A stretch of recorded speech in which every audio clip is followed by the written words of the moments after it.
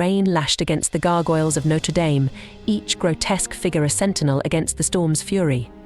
But tonight, amidst the wind's mournful howl, a different kind of storm brewed within the heart of Victor, the hunched stonemason hunched on the cathedral roof. Years of working with stone had etched lines on his face that mirrored the city's ancient spires, but tonight, a new furrow etched itself between his brows, a furrow carved by fear. Victor wasn't supposed to be there. Gargoyles, those silent observers perched on the cathedral's edges, were as much a part of Notre Dame as the stained glass and the smell of incense. Yet whispers had begun to snake through the city's underbelly, tales spun in taverns and back alleys, of flickering eyes and voices carried on the wind, voices emanating from the very statues Victor had meticulously restored.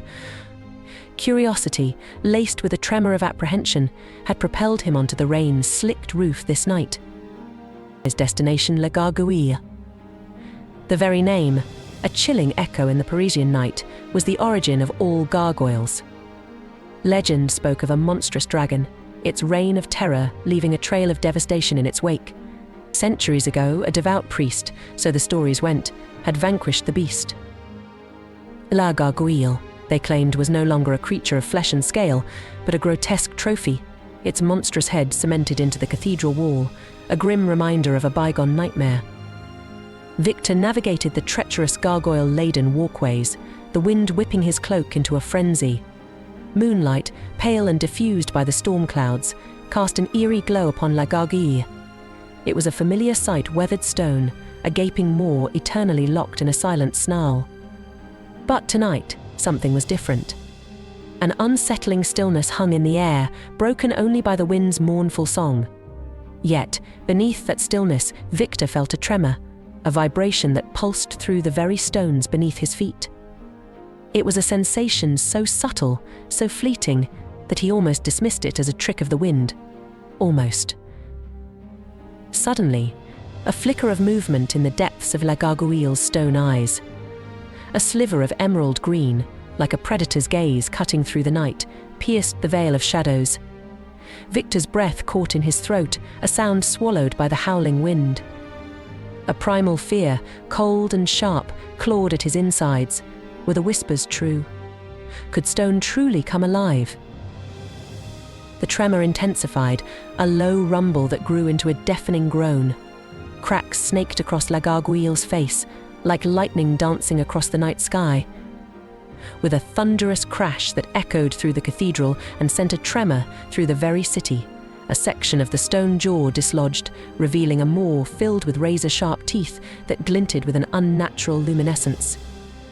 A guttural growl, a sound that seemed to claw its way from the bowels of the earth, resonated through the night. It was a sound that spoke of ancient hunger and unimaginable power, a sound that chilled Victor to the bone. The creature that emerged from the broken stone was a sight that would forever sear itself into Victor's memory. It was a grotesque tapestry woven from nightmares, a monstrous chimera of man and beast. Leathery wings, slick with rainwater, unfurled from its back, their mottled brown blending with the storm-tossed night.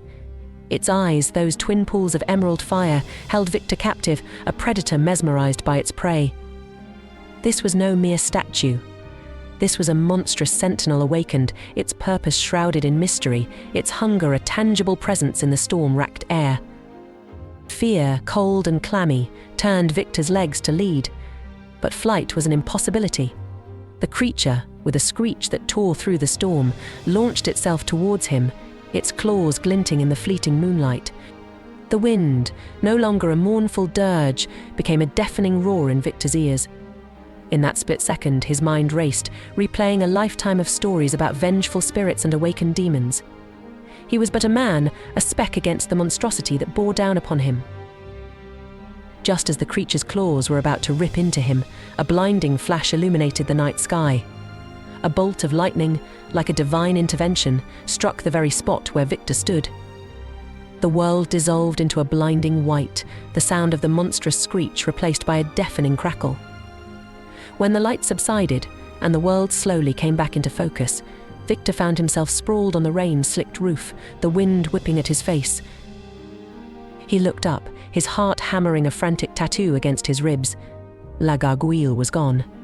In its place, only a gaping hole in the cathedral wall remained. Disoriented and trembling, Victor slowly pushed himself up. Rain lashed at him, stinging his eyes as he stared at the empty space where La Gargoyle had been. Relief washed over him, a wave so powerful it nearly brought him to his knees. But a sliver of doubt remained, a cold prickle at the back of his neck. The creature, that monstrosity of stone and fury, was gone. But was it truly defeated, or had it simply retreated, waiting for the opportune moment to strike? His gaze darted around the rooftop, searching for any sign of movement, any hint of emerald eyes gleaming in the night. The other gargoyles, silent witnesses to the nightmare that had just unfolded, seemed frozen in their grotesque postures. Did they too harbor some hidden life, some dormant power waiting to be unleashed? Panic threatened to consume him, the urge to flee overwhelming, but a sense of responsibility, a duty he couldn't explain, held him back. He had to know what had happened, what had awakened the creature, and more importantly, if it could be stopped. Gathering his courage, Victor edged towards the gaping hole where La Gargoyle had been. The storm raged on, the wind howling through the cavity, carrying the faint scent of damp stone and something else, a metallic tang that made his stomach churn. He peered into the darkness, the wind snatching his breath away as he leaned closer. Inside, the passage was pitch black, a maw of night swallowing any light that dared enter. A primal fear gnawed at him, urging him to retreat, but something compelled him forward, a morbid curiosity mixed with a desperate hope of finding answers. He fumbled in his pouch, pulling out a small tinderbox and a spare lantern he always kept on him for emergencies. With trembling hands, he lit a taper and carefully ignited the wick of the lantern. Its weak flame cast flickering shadows on the rough-hewn walls of the passage. Taking a deep breath, Victor stepped into the darkness. The air inside was thick and cold, smelling of dust and forgotten time. The only sound was the drip, drip, drip of water somewhere deeper within the passage.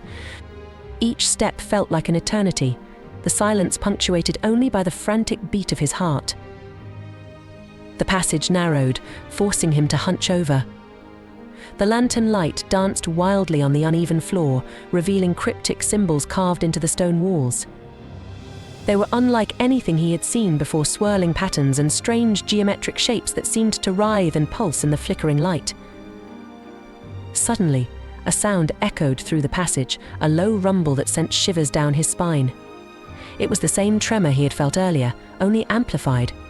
The ground beneath him seemed to vibrate, and dust rained down from the ceiling. Panic clawed at his throat. Had he awakened something by entering this passage?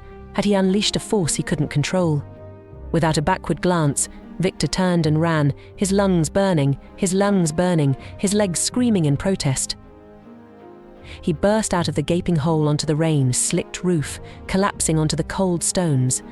The storm seemed to have abated slightly, the wind no longer howling with the same relentless fury. He looked back at the hole, his heart hammering in his chest. It was empty, shrouded in an even deeper darkness than before. Victor knew this wasn't over. La Gargoyle, or whatever it was that had emerged from it, was out there, a monstrous secret lurking in the heart of Notre Dame. He had a responsibility now, a burden he couldn't ignore. He had to find out the creature's purpose, its connection to the carvings, and most importantly, a way to stop it before it unleashed its fury on the unsuspecting city below. As the first rays of dawn painted the sky a pale grey, Victor stood on the rooftop of Notre Dame, a lone figure against the vastness of the city. The rain had stopped, leaving behind a world washed clean and silent. But the silence was deceptive. He knew the true storm was yet to come.